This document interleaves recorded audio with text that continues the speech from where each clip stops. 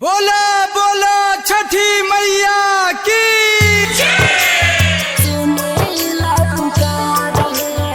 Mix by Ratan रंगीला।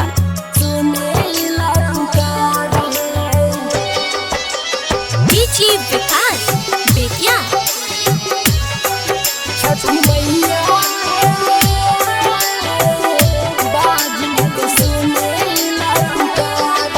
छठी मैया है बाजिन के सुनीला पुकार है। छठी मैया है बाजिन के सुनीला पुकार है। देखी देखी हंसै छै गौआ नगरिया, ताना मारै परिवार है। देखी देखी हंसै छै गौआ नगरिया, ताना मारै परिवार है। छठी मैया है बाजिन के सुनीला पुकार है। छठी मैया है बाजिन के सुनीला पुकार है। डीजे विकास बेतिया। छठी मैया बाजिन के सुनीला पुकार है।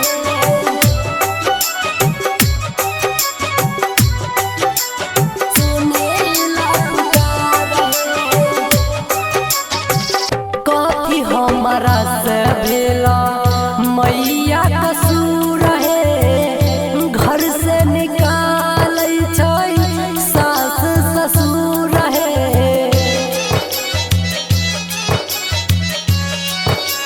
हाँ, कथी हमारा से भेला मैया कसूर है, घर से निकाल छै सास ससुर है।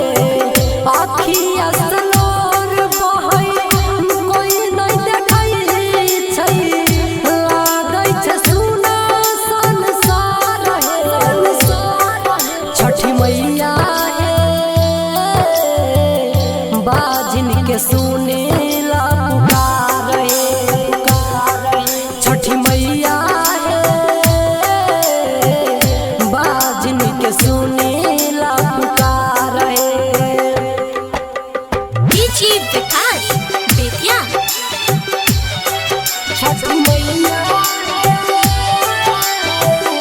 बाजिन के सुनीला पुकार है।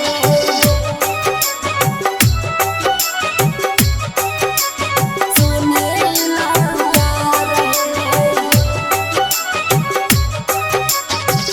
एक बेरी फेरा मैया आपन नजर है, सुना भर दहे मैया हमरो गोदिया।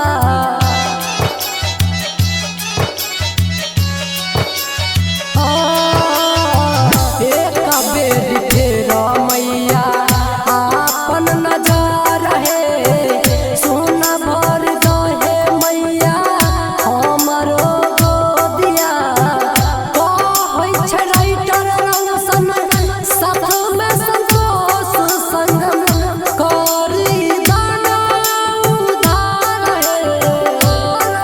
छठी मैया है बाजिन के सुनीला पुकार है। छठी मैया है बाजिन के